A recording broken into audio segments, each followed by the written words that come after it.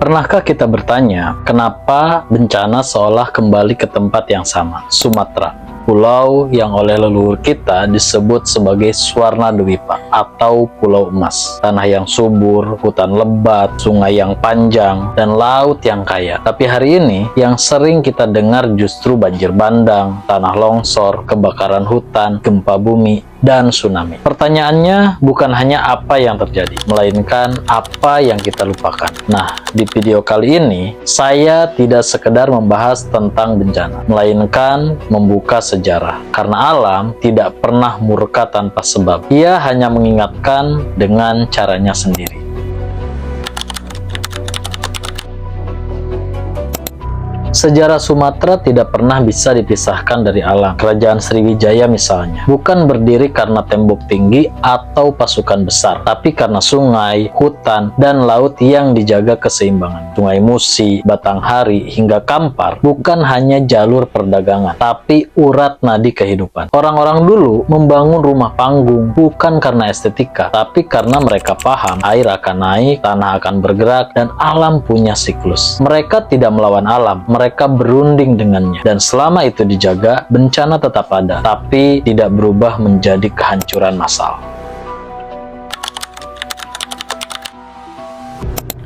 Sumatera berdiri di atas salah satu jalur paling aktif di dunia, yaitu Sesar Besar Sumatera. Gempa bukan hal baru, tsunami bukan kejutan pertama. Tahun 1797 dan 1833, pantai barat Sumatera sudah diguncang tsunami besar. Bukan karena alam semata, catatannya ada, jejaknya tertinggal. Lalu 2004 datang, Aceh luluh lantah. Bukan karena alam semata, tapi karena kita lupa pada sejarahnya. Banyak pemukiman dibangun terlalu dekat dengan laut, hutan mangrove ditebang, pengetahuan lokal diabaikan. Alam tidak pernah berjanji untuk diam, tapi manusialah yang terlalu percaya bahwa teknologi bisa menggantikan kebijaksanaan.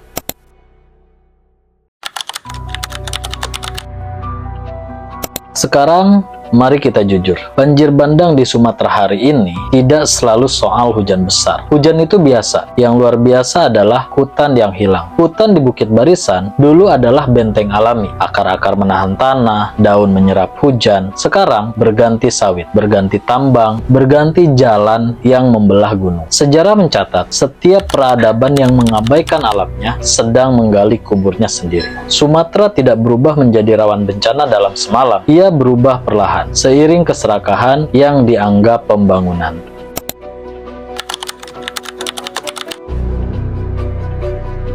Leluhur kita tidak punya satelit, tidak punya aplikasi cuaca, tapi mereka punya rasa. Orang Minangkabau mengenal alam takambang jadi guru. Orang Batak punya hutan larangan. Orang Melayu menjaga sempadan sungai. Itu bukan mitos, itu lokal jenius tentang ekologi. Ketika adat dianggap penghambat investasi, ketika suara masyarakat adat dianggap kuno, saat itulah sejarah mulai mencatat bencana berikutnya. Bencana bukan hanya tentang runtuhnya tanah, tapi runtuhnya nilai.